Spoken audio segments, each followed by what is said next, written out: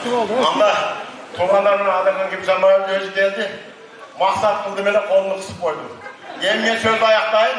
Ayda duran söz yok. Bu men başlap alsam taң atып келет. Су эле берип турса болду мага. Ошондуктан мына өзүгө уруксат берели дагы мен отурайын.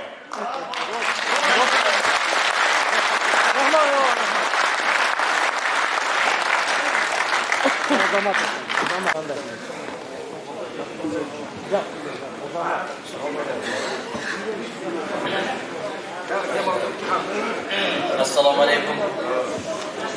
Assalomu alaykum hurmatli zamandaşlar, hurmatli ağalar, hurmatli atalar, geceler. Barыңыздар бүгүнкү жыйынга жолугушууга кош келдиңиздер. Аллах ар бириңиздердин салган кадамыңыздарга гүлдөрдү бүтүргөн болсун. Кандай максатта келсеңиздер, кандай тилектер менен келсеңиздер, жараткан кабыл кылып, ошол тилектериңиздерди ашырууга, тилектериңиздерди орундатууга бизди себепчи кылган күндөрдү насип өткөн болсун. Кош келдиңиздер.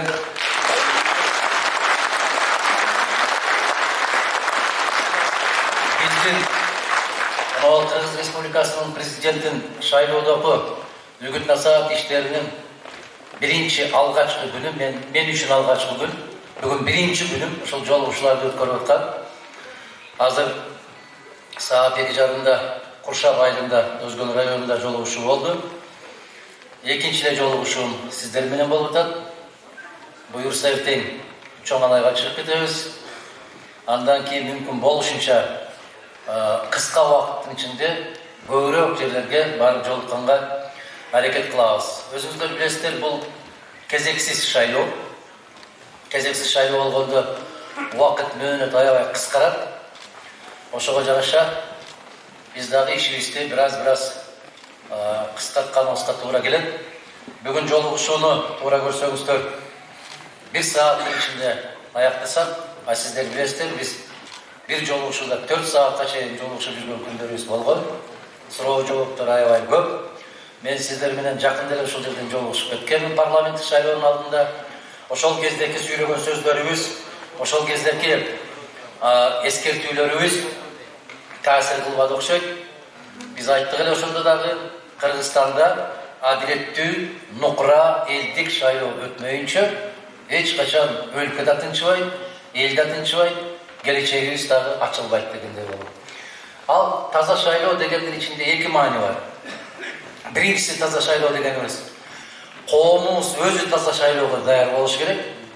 Экинчиден кандай бийлик болбосун, таза элдин айтканын айткандай, дегенин дегендей кылып сактоо керек. Мына ошол эки нерсе. Биринчиси коом эгер тазалыкты, туура жолду талап кылып турган болсо, ал жол туура болот. Экинчиси ошол туура жолду мыйзамдын негизинде алып барууга сөзсүз түрдө аракет кылуусу керек.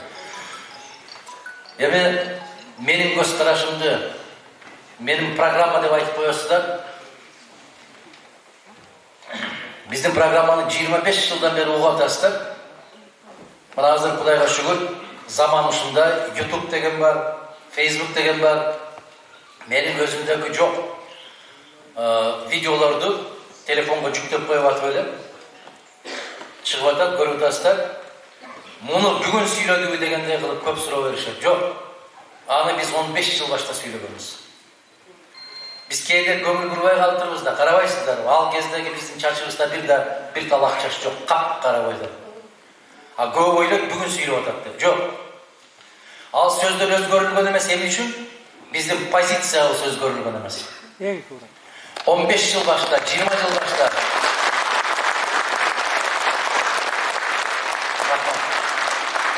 20 жыл башта эмнелерди көтөргөнбүз, кандай көз карашта болгонбуз, бүгүн да дал ошондой көз карашта. Ошондуктан көптөгөн биздин жердештерибиз, замандаштарыбыз качан кайсы жылы сүйлөгөнүбүздү билбей калып атат.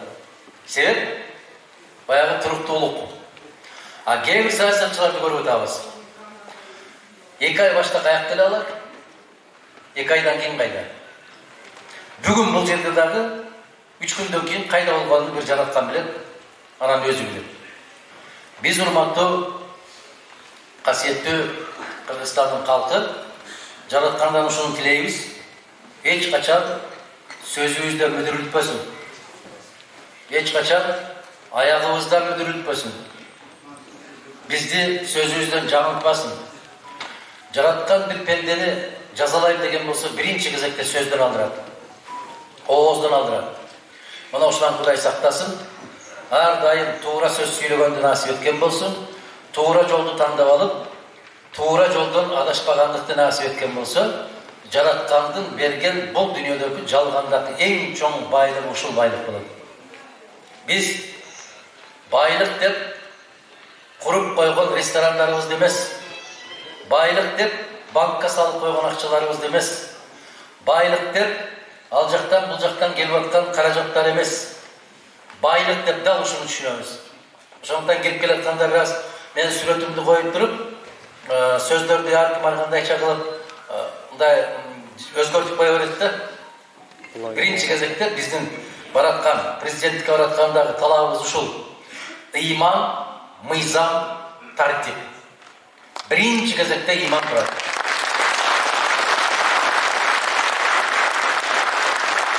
Сиздер менен көп жолу айттык. Ыйман эле бекем болгон болсо, мыйзамдын да кажети жок. Себеп ошол ыймандын ичинде баары бар. Ыйман болбосо, мыйзамың керемет болсо деле ал кармалбайт. Ал сакталбайт, ал аткарылбайт. Мына Кыргызстан ачыктан ачык бир үлгү. 6 октябрдан баштап Кыргызстан мыйзам талаасынан чыгып кеттик. Ушул күнгө чейин мыйзам талаасына кирбей атабыз. Муну кандай деп атасак болот? Бул бейбаштык деп аталат, башка аты жок. Бул мыйзамсыздык, бул жапайычылык. Биз 6 октябрдан баштап конституциябыз так иштебей атат. Эмнеге?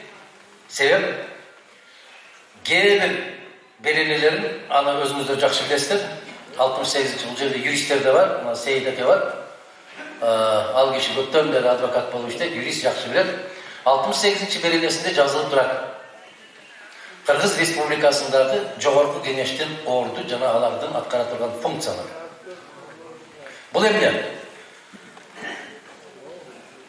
Эгерде жогорку кеңеш 28 октябрдан кийин ишин уланта бере турган болсо, анда ал мыйзамсыз болот. Булар 28 октябрдан кийин деле чечимдерди кабыл алып атат, референдумду өткөрөбүз деп атат. Булардын баары мыйзамсыз. Биз жараткандан буйрук болуп, калың элдин колдоосуна ээ болуп, 10 январда президенттикке жарышта биринчи болуп келип калган болсок, ушул 6 октябрдан берки кабыл алынып аткан бардык чечимдердин баарын жокко чыгарабыз дагы, конституциялык талаага кайра коебуз.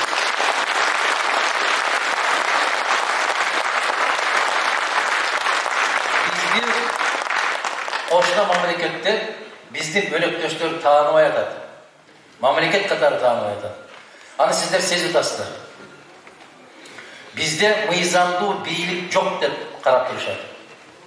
Bana geçe beni sözüm emez Vladimir Vladimirovич Putin 4 saat, 4,5 saat pres konferansiya verdi. Gördünüzler mi? Kırgızstan жөнүндө эмне dedi? В Кыргызстане постоянная чехарда dedi. Чехарда деген söz Мадумаровдун баягы bizde baş alamandık деген söz. Мен Салижан экем айткандай, мен кыргызча айтып Владимир Путин аны орусча айтып атат. Мен кыргызча айтсам, сиздер көп ишенбей атасыздар. А киши орусча айтса ишенип атасыздар. Айырмасы ушул эле. Ушул эле айырмасы.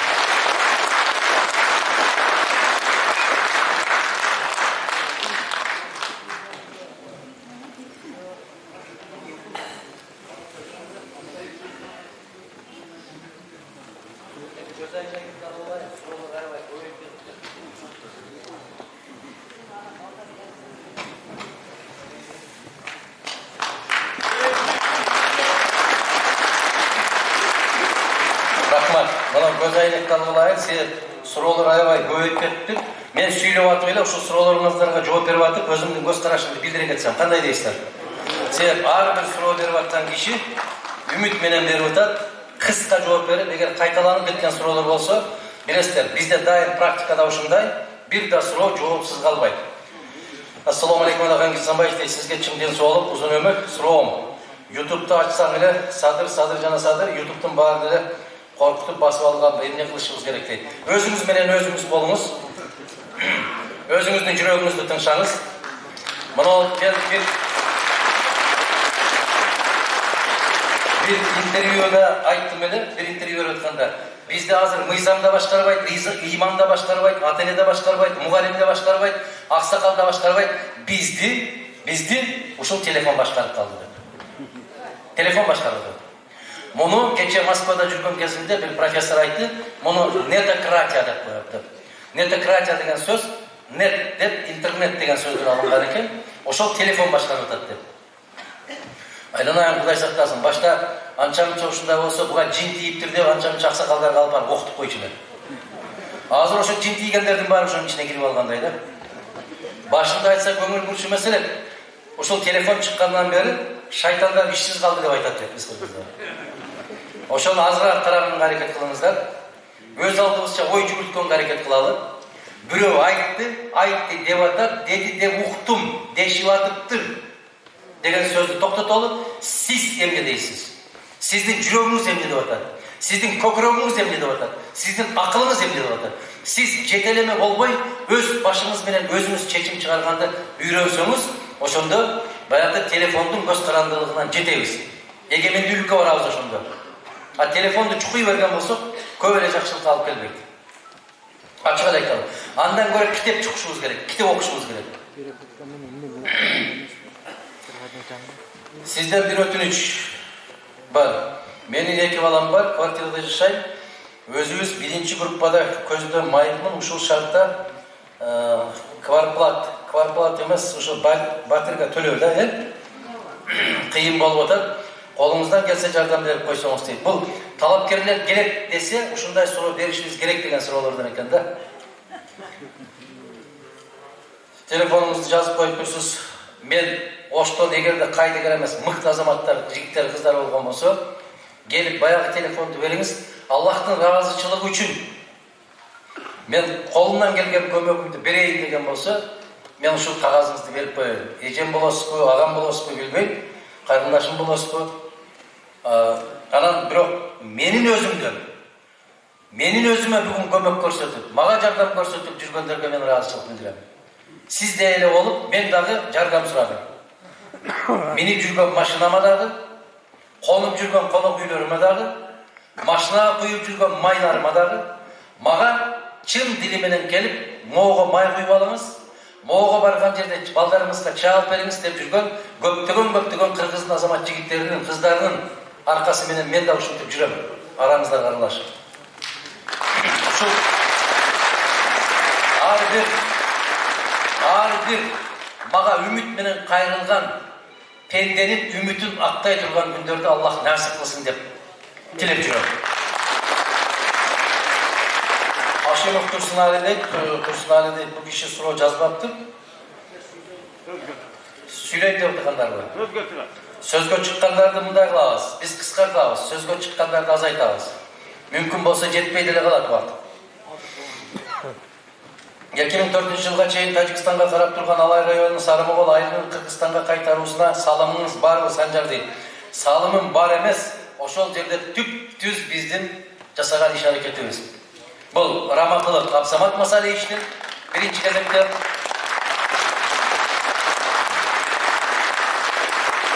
ошол кезде Алайдан депутат болгон Исмаил Исаковичтин жана Адахан Мадумаровдун үчөөнүн түздөн-түз салымы ошол 60.000 гектар жер. 60.000 гектар жер.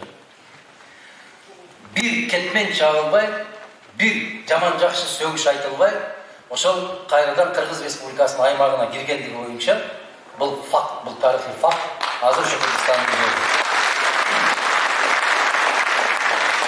Алакан Кисанбаевич, Аллах колдосун, сизди ишиңизге ийгилик. Көлгө эми агитация кылбайсызбы? Кандай болот эми? Korkunç пайда болуп турат дейт. Siz korkpoңuz. Sizdin korkup turgan hiç kanday жагдайыңыз ага шарт эмес. Biz daim ушул позицияны карманып келебиз. Чакырган жерге барабыз, чакырбаган жерге басып барбайбыз. Бул бир. Экинчиси, касиеттүү биздин ысык көлүбүздүн жарандарынын, тургундарынын бүт баарын ой бир жакта эмес. Биз тарапта болгондор көп кеше шайлоо мезгилинде көрдүңүздөр. Кудайга шүгүр. Насип кылып туз буйрган күнү биз жолугушабыз. Кыргызстандын кайсы бурчунда болбосун, кайсы жеринде болбосун, барлык жерде жолугушууга биз даярбыз. Убакыт келсе барабыз.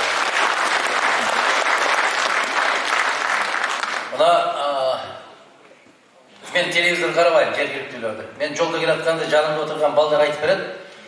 Кече дагы бир киши сүйлөптү. Кем жана Каптагаев деген. Андай эмес, мындай эмес, анан элди бөлүп жарып деген. Айланай. Эл айтса да сен унчукпачы салаган. Мына азыр бүт баары колуна көтөрүп аткан жигит ошо кишинин берүүсү менен камалбады беле. Уят эмеспи? Мактанып отур. Уят эмеспи? Мен ушул жерден жарыялап коеюн. Жалган айткандан жараткан өзү сактаган болсун. Эгерде кандайдыр бир нерселерди жасап алып, артынан кайрадан жанакы оорусу күчтүү болсо, ээсин доого жыгат боло турган болсо, анда абийирсиздик деп коет аны. Биз ушул кезге чейин чындыктан кылдай кыйшайбай келатабыз. Эмнени көрсөк ошону айтабыз, эмнени уксак ошону айтабыз. Дал ушул залда 2002-2003 жыл болса керек эле. Эсимде жок. Аскар Акаевич келип ушул жерде жыйын өткөрүп атканда азыр эстеп кеттим. Ушул жерден туруп, ошол актив сөрөйлөрдөн бирөөсү чыгып айткан. Эжелеримден бирөөсү. Аскар Акаевич, Абсамат Масалич менен Адахан Кимсанбаевичти камасаңыз эле, эл тынчыйт деп суранган ушул жерде. Мына кече Кочкор атадан дагы бир эжем сураныптыр. Качан жок кыласыз Адахан Мадумаровду деп. Мен ошолорго жооп берип коеюн. Аллах канча суу берген болсо, ошол сууну ичип бүткөнчө пендесинин колунан барекети келбейт, жок кыла албайт.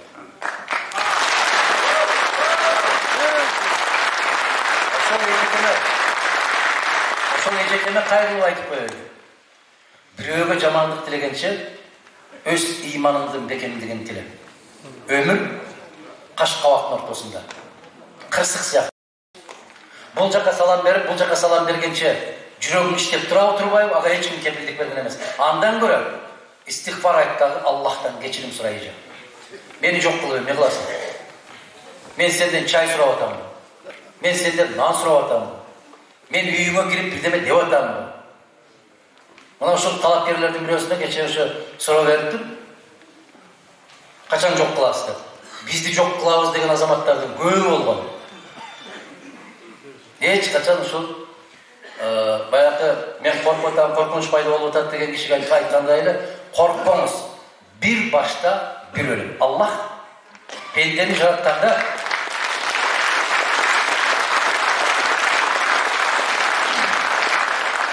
жаратканда анын жүрөгү канча жолу согот, канча жолу кагат, канча тамчы суу ичет, ошонун баарын кошо жараткан. Пенде аны токтото албайт. Же азайта албайт, же көбөйтө албайт. Адахан мырза, мен сизден сураныч, ушул кыргыз элине кылган кызматтарыңызды ток болуп кетсеңиз, кызматтарыңызга токтолуп кетсеңиз, мен ушунча күндөн бери жеткире албай келем. Сизди урматтоо менен Эбилбек, сиздин кылган кызматтарыңызды көпчүлүк билбейт. Аллахтын билгени жетиштүү.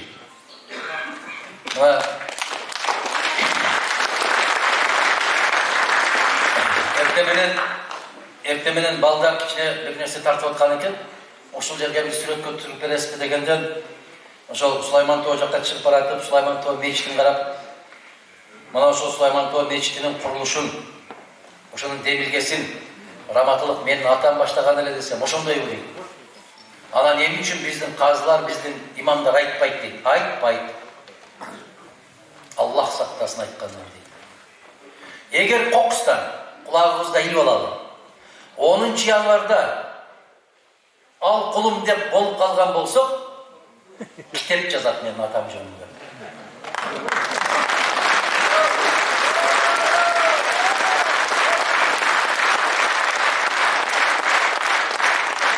Bu kişinin atası menen çoğu жүрүp, ушунча жыл жетелешип, чай ичип, ар жума сайын ушул чайканадан чай ичип, аксакалдын батасын алып калган элек деген том китептер чыгат. İnşallah biz bilemiz. Bizdin elimizin kanday uçurda kanday деп айтарын bilemiz baydın ayında. Biz asmandan çıkan jokpuz var. Geçe birimdik dep. Mekenim Kırgızstan dep kıykırıp жүргөндөрдүн баары бүгүн эмне деп кыйкырып жүргөнүн көрүп атабыз. Mana hazır bir жерден bir kişi айтып атат. Яйланайындар. Жок дегенде көйнөгүңөрдү bir сезон кийбейсиңерби? Desem değil. Alardın çoğunluğunuzda. Bizdeki topçusu çok halat dedi değil. Şart ırgıtırıyor, ikincisini ileri alıp gidiyoruz dedi. Bana.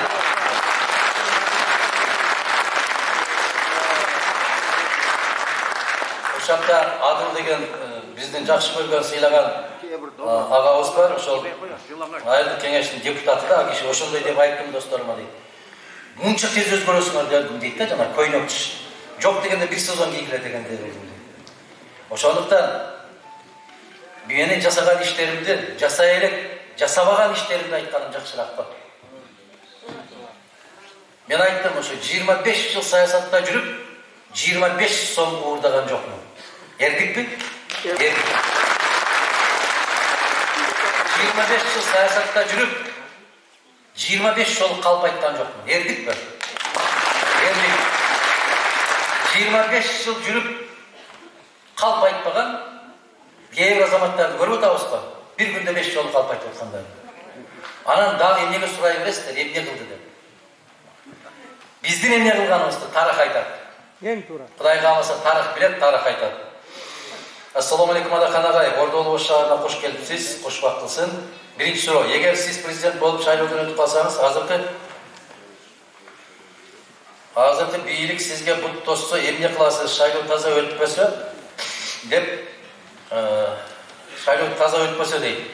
Şayloonu taza ötkörüşümüz gerek, elin kağlosu bolusu gerek, dep, 2 Oktyabr'da Cengiz ayantında men kayrıldım ele. Biyilik'e, Ceyim'deki. Okpay koydu ne oldu? Okpay koygandan keyin görse, a kişiye karşılar ayabay ile koyuyorken, ben жалгызмын деп жүрүп турмун. Мына 115 депутат чүчкүрсө дагы туура чүчкүрдүңүз деп жүргөндөр бителе душман экен го ага. Кече тооба кылдым, башта 40 жылда келет дечилер. 40 күндө келди. Мен тооба кылдым, ушул Каракылжада бир эжем чыгып, аябай каттуу менен айтыштылы. Мен ушу оозума сала берген экен, эртең кокус бир нерсе болуп кетсе, сокерим мен коргоп чыгам. Эже сизди таппай калам дедим мен. Мына бул сокер жээмдеки кетпеши керек деп мен чыктым. Конституция бузулбасын деп мен чыктым. Эжемден кабар албадым, үйдөн чыгып укпадым. Ошон таза өткөрүп аракет кылыш керек. Мен сөзүмдүн башында айттым. Таза өтпөсө биз эч качан бир тынчыбайбыз. Биздин тапканыбызда берекеси болбойт. Себеп арам жол менен тапкан нерсе жукпайт. Аны мына президенттик шайлоолор, парламенттик шайлоолор бизге бир канча жолу далилдеп көрсөттү. Эгер сиз президент болсоңуз, Кытайдан алган карызды кантип төлөйсүз дейт. Ичирбей, жедирбей, уурдатпай койсоң өзүнөн өзү төлөнөт. Менин көрүшүм biz yer verip kutulabız, anı verip kutulabız degen sözde aytpayбыз. Biz içirбей, жедирбей, уурдатпай kutulabız. İnşallah. Menin жүрөгүмдү ооруккан ушул Кытайга карызды мен сизге ишенем, сиз сөзсүз президент болсоңуз, Кудай кааласа, ошо Кытайдан карыздан куткарыңыз дейт. Кытайдан карыздан кутулушубуз үчүн дагы бир жолу бар, эң жеңил жолу. Өзүңүз карыз болбоң. Өзүңүз карыз болбоң. Эмнеге? Кантип карыз болуп атасыз? Ушу напсиге берилип кетип шайлоодо карыз болуп калып атасыңар да. Şunday. Elinizde taza yoldu tandaylıдағы, Kırgızistan'дағы taza yolga düşsün. Жетişer, oldu. Koydu.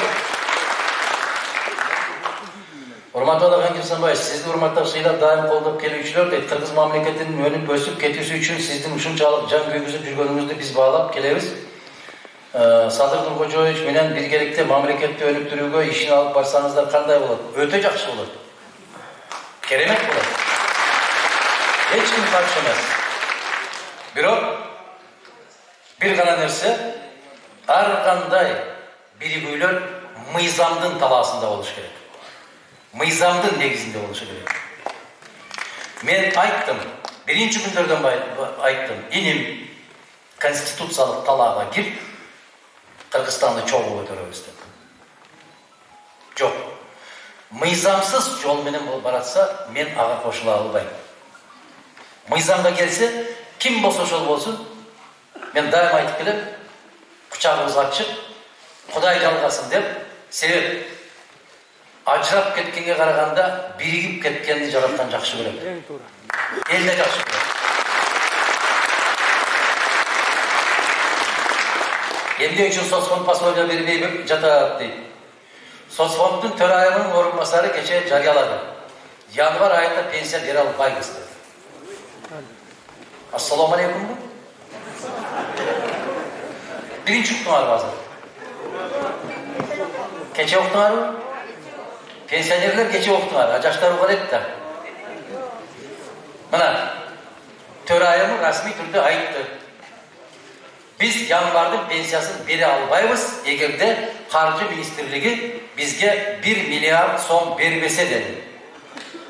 Бизге акча жок деди. Эми ал дагы балеге калса керек, карындашым, сен шайлоо өткөн жөн чыкпай турбайсыңбы дегендей сөз укса керек. Качан өкмөттүк ишканалар ачылып, мамлекет кыргыз жарандары иштейт дейт. Качан туура таза түз шайлоо өткөргөнүбүздө. Ошондо иштейбиз. Пенсионерлерге пенсия көбөйөт, качан көбөйөт дейт. Айланайын, өз убагында алып алгачы азыр. Көбөйгөндү кое туралы. Ошол албаткан пенсияны алып алган. Кумтөрдөн түшкөн канча кайда акча кетет, канча көлөмүндө алтын резервде турат дейт. Аны билген кишилерден сураш керек.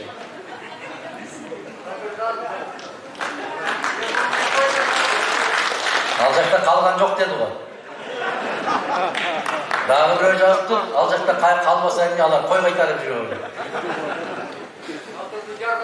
Мындайда туугандар, өзүңөр билген суроону менин оозумдан айттырып алыңдар. Тамак аш азыр аябай кымбаттап кетти го дейт.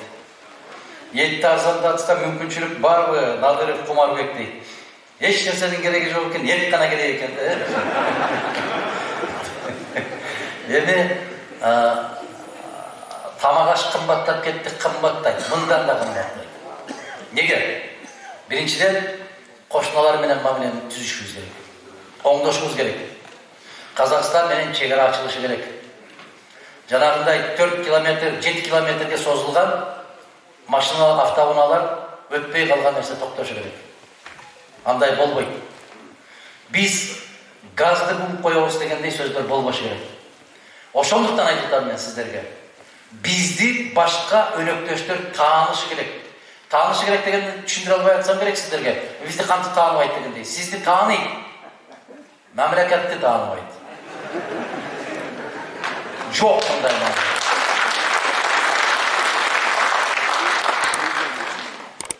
Ошондуктан ар бир мамлекет башка өлкө менен мамиле курарда карайт. Буларда мыйзам барбы? Буларда мыйзамдуу бийлик барбы? Булар мыйзамды сыйлайбы? Булар эгер эртең кол койсо, булардын кол коюуга укугу барбы? Макамы туура келеби? Деген сөздөр болот да. Мен жөнөкөй тил менен түшүндүрөйүнчү сиздерге. Сиздер деле кошунаңыз, бир көчөдө жашаган кошунаңыз, кудалар келип калыптыр, бир союш керек болуп калды деп үйүңүзгө келсе, сиз билесиз да анын сиздикин бере албасын. Kiyinki bazarda dep koyup kiyinki жазda berişini bilesizler. Артынан кууп жүрүп ала албасыңызды билесиздар. Ошон үчүн миң сылтоо айтасыз. Жок эле, бооз эле, болуп койдум эле, миң сылтоо табасыз. Бербестин амалын издейсиз. Өлкөлөр да ушундай болот. Эгер чабал өлкө болсо, мамлекет болсо, сөзүндө турбаган өлкө болсо, аны менен мамиле кылгысы келбейт. Ошон үчүн караңыздар, тышкы иштер министрибиз барды, не деген какуу укту Москвада, Сергей Лавровдон, көрдүңүздөр. Спикерибиз барды. Не деген сөз укту? Не dedi? Качан болсо батышты карайсыңар, Американы карайсыңар, башыңарга оор иш түшкөндө Россия эсиңерге келип калат деди. Акча керек дегенде Россияга келесиңер деди. Уктуңарбы ушуну? Бул деген сөз мен жөнөкөй сөз менен айтканыңызда не дегенди түшүндүрдү?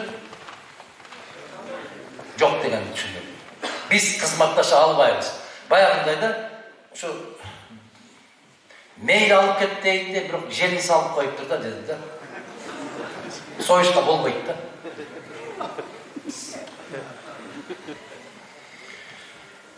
Адахан Кемсанбаевич Оштор айыл миллиондун Жапаровду колдоп бардык офистерди агитаторлорго акча төлөп жатат. 2 миллиард сом төлөнгөн жок. Не болду дейт. Ошол 2 миллиардты төлөп берем деген кишиден сураш керек. Мен алардын сүйлөшүп атканында жанында болгон жокмун. Бир нерсе деп туура эмес жооп берип койсом кыйбат болот. Кандай дейсиздер?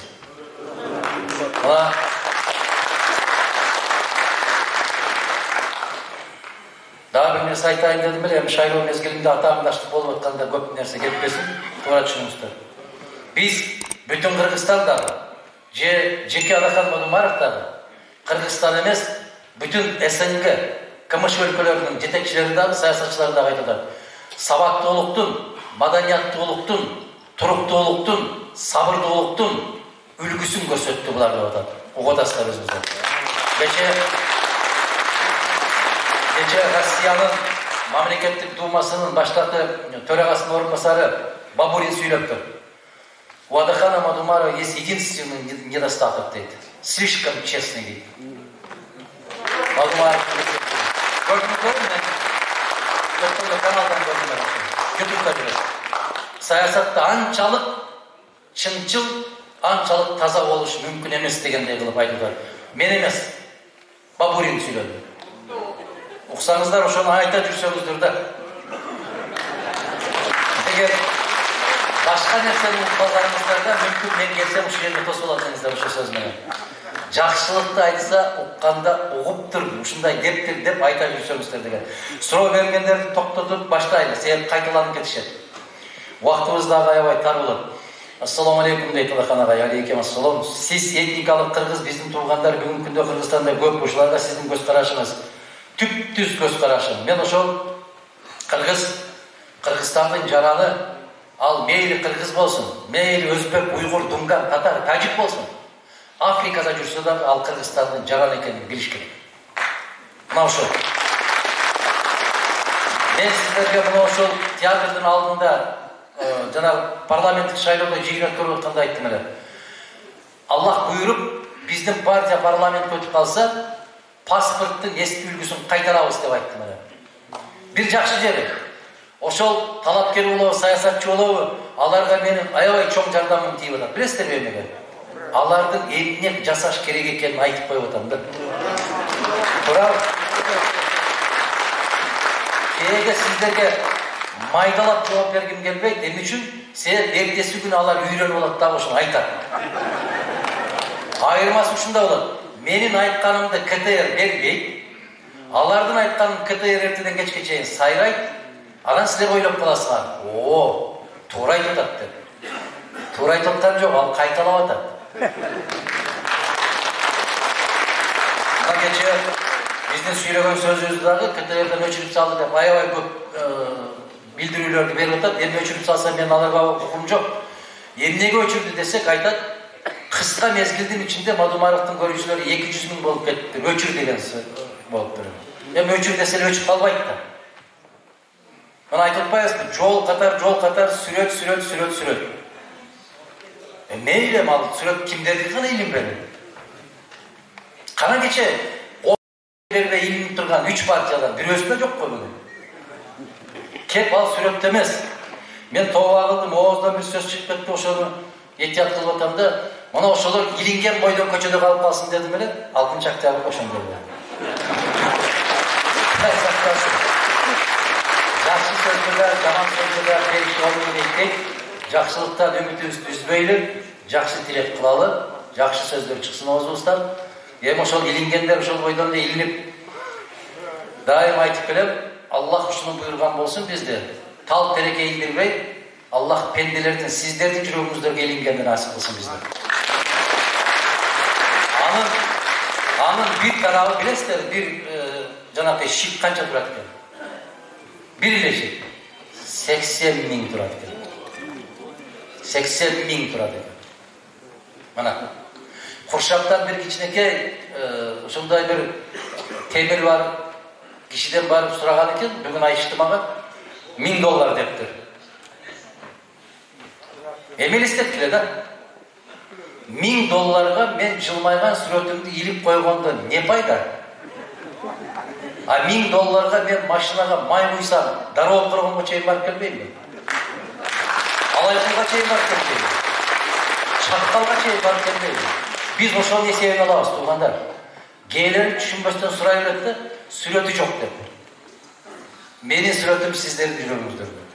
Ушуну билиңиздер. Ал өчпөйт Кудай кааласа. Биз кыргыз эли ар бир келген жетекчинин команда түзгөнүнөн аксап келебиз. Команда бол sen maga тийбе, мен сага тийбейм деген девиз менен деп түшүнөм. Буга сиздин көз карашыңыз. Ошо сиздикиндей. Сиз кандай карасаңыз, мен да ошондой карайм. Бирок, туура команда түзгөн жетекчини туура таба албай аткан элде эмне дейбиз? Эмне дейбиз? Өткөндө бирөө айтты эле.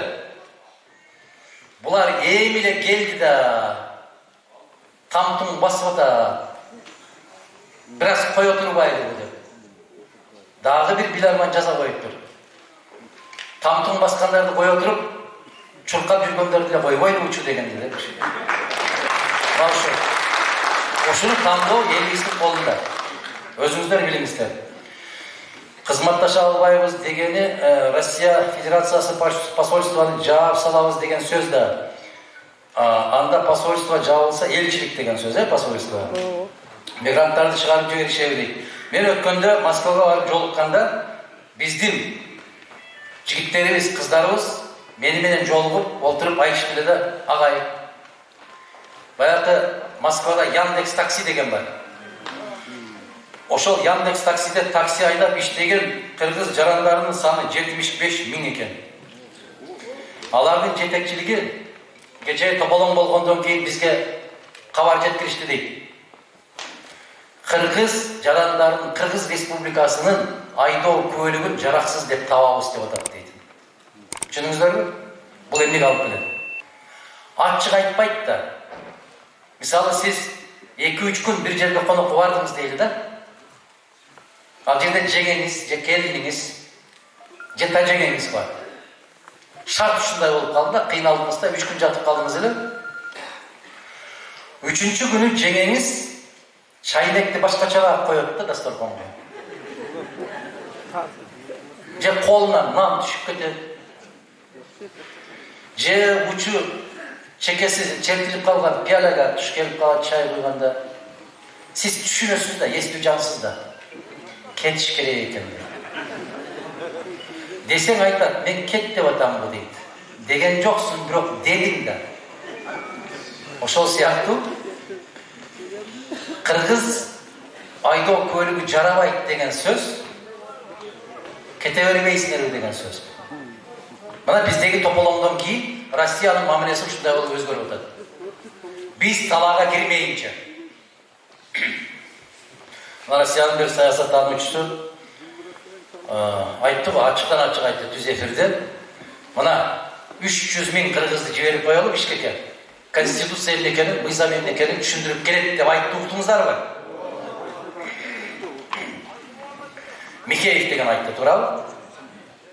Бул деген дагы баягы мен айткан ишара. Ассаламу алейкум. Сиздин президент болушуңузга тилектешмин. Жапаров сиз тууралуу өзгөндө жакшы оюн билдирди. Ал киши менен келечекте иштешүүгө даярсызбы дейт. Мен дагы бир жолу айтам. Ким мыйзам талаасында конституцияны бекем кармап, мыйзамды кылдай кыш айтпай иштейм десе, кош колдоого даяр. Кош колдоп. Бирок биринчи мыйзам талаасына келет. Өткөндө бирөө ушинтип жооп берсем айтат. Сиз үчүн мен күйүп кетип бартам дейт. Эмнеге? Дайым мыйзам дей бересиз. Кичине мынтип бурулуп кетип эле анан болбойт андай. Болбойт. Же мыйзам кичине бузулат, же бузулбайт. Мыйзам бузулгандан кийин келечегибиз жакшы болбойт. Биз эмне деген үлгү көрсөтөбүз? Эртең бизден эстүү муун келет. Бизден акылдуу жигиттер, кыздар келет. Айтпайбы? Кезинде силер мыйзамды аттап өтпөдүңөр эле десе эмне дейбиз? Жагдай ушундай болуп калды деп. Жок. Жагдайга карабай. Шариатта да ошондой. Биздин кыргыз адамгерчилигинде да ошондой мыйзам болуптур. Адахан Кемсанбаевич, дайым өткөн шайлоолор сыяктуу ушул шайлоо мыйзам бузуу менен өтүп жатат. Ушуга борбордук шайлоо комиссиясы кандай чара көрөт деп ойлойсуз? Сизди урматтайбыз, колдойбуз дейт. Рахмат. Биз бир канча талапкерлер борбордук шайлоо комиссиясына кагаз менен кайрылдык. Мыйзамдардын, конституциянын кайсы беренелери кандай болуп бузулуп аткандыгы жөнүндө. Бирок кабагын кашып деп коюшкан жок. Мейли, эч нерсе эмес. Уақыт келеді. Мына азыр кезінде Аскар Акаевич 10-жыл президент болып, қайрадан конституциялық сотқа беріп, менің мөөнөтүм қанчанчы мөөнөт деп суроо койду да, эсиңерде бар, улуу моңдун эсинде бар. 2000-жылы. Десе конституциялық соттун судьялары биринчи эле жолу деді. Ошондо биз депутат элек айттык. Эки жерде 5 болушуну дүнүйө билбейт экен, бирок кыргыз конституциялык соту билет экен деп. 10 жыл болсо, мөөнөтү 5 жылдан болсо, 2 жолу шайланган болобу? Жок, конституциялык сот биринчи деп чыгарып берди. Мына азыр дагы да ошондой кетип бартат. Мен билбейм, Садыриним ушуну угуп атабы, укпай атабы, көрүп атабы, көрбөй атабы, билбейм. Бирок 20-дан 30-дан мугалимдерди жыйнап, 40-тан ар бир айыл өкмөттөн аксакалды алып барасын деп салык салып, ар бир таксист 10 киши алып келесин деп эзип кыйнап атканын угуп атабы Садыриним? Укпай атса, мени сүйлөгөн сөздөрүмдүн баарын көрөт дейт. Садыриниме кайрылам. Мен дал ушундай кайрылуу менен Жээнбековке да айткам, Атамбаевке да айткам, Бакиевке да айткам, Акаевке да айткам. Токтор.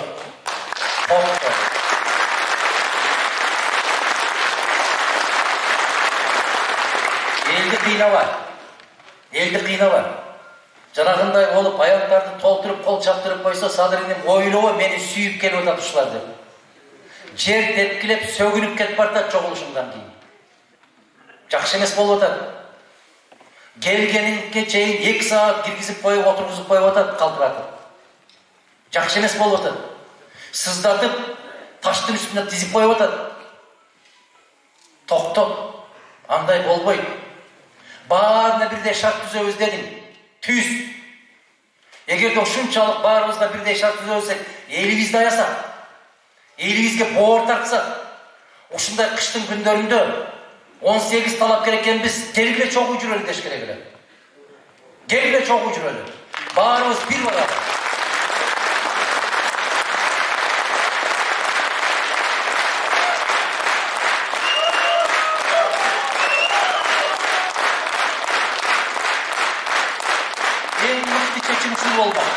Эң мыкты чечим. Мына ошондо 18-биз тизилип турайлы, калдыргаштын балдарындай болот. Ар бирибиз оюбузга келгенди айталы 10 мүнөттөн 15 мүнөттөн. Калк таразага салып алсын, тандап алсын. Кимге добуш беришин эл өзү билсин. Жок, мен барам. mendен кийин эч ким. Андай болбойт. Эгерде экинчи жагы бар. Ушунчалык суук күндөрү элибизге күйсөк, жерибизге күйсөк, жыйындарды токтотуп, мугалимдерди сыздатып какшатканды токтотуп, келиңиздер, ансыз да киши карабаган КТР деген бар. Киши карабаган ЛТР деген бар. Күндө кечинде телетаймаш кылалы. Кимдин акылы канчалык экенин, кимдин тажрыйбасы канчалык экенин, кандай тилди канча билет экенин, окуй алабы, окуй албайбы, акыл эси ордундабы, жокпу? Ушуну келгиле сындайлы деп, баягы акындарды айтышкандай, же студенттердин олимпиадасындагыдай кылып, мына ушундай кылып тизип берсе, сиздер ысык үйдө отуруп, чай ичип, маңдайыңызда тер деп отуруп, көрүп тандап албайт белеңиздер.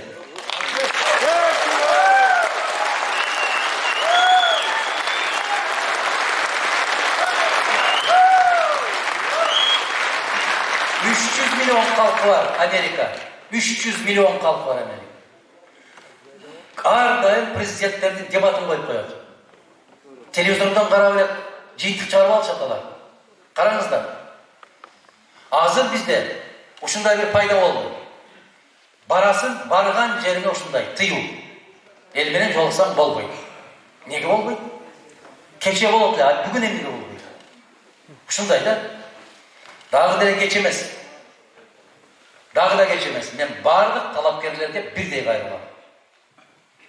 Бирдей кайрылам. Келиңиздер, элди аяйлы. Элге күйөлү. Какшатпайлы, сыздатпайлы, үшүтпөйлү. Мектептин директорлорун кыйнабайлы сен канча алып келдиң деп. Келгиле, жүрсөк чогуу жүрөлү.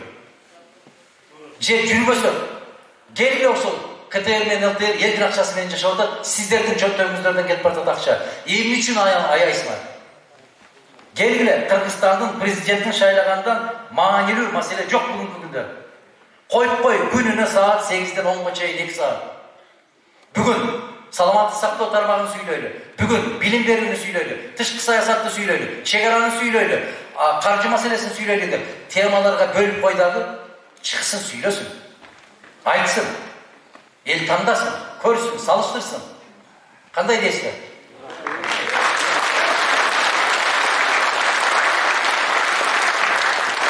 Ассаламу алейкум. Мени саламдашып, мактаган жериңиздерди таштап кете берейин. Биз Төрөс айыл өкмөтүнөн келген сенин колдоочуларың, сага чындын соолук, ишиңизге ийгилик каалайбыз. Чоң жарышта утуп чыгып, кыргыз элине чын жүрөгүңдөн кызмат кыларыңа ишенип менен колдоп келдик. Жараткан Аллах таалам жар болсун деп биз Ноокат районунун тургундары дейт. Рахмат, Алла разы болсун. Ноокатта дагы жолугушуубуз бар. Көкжарда бир жолугушуубуз бар. Андан кийин азыр балдар карап атат, кайсы жерде экенин көрөбүз. Ноокат районунун Төрөс айылы ар дайым сизди колдойт. Жолукканы барасызбы, күтөбүз дейт. Айттым, Кудай кааласа жолугабыз. Ош окуясы боюнча иликтейсизби дейт. Ош окуясы боюнча эмес, 2005-жылкы, 2010-жылкы, кечеки 2017-жылкы президенттик шайлоо кандай өттү? Парламенттик шайлоо 20-жылы кандай өттү? Баары иликтенет. 5-октябрда эмне болду? Баары иликтенет. Баары болду. Мадумаровду ким болсо дагы Мадумаров болбосун деп аткандардын бир себеби ушул да айланайын. Муну менен соогалашуу мүмкүн эмес дешип атат.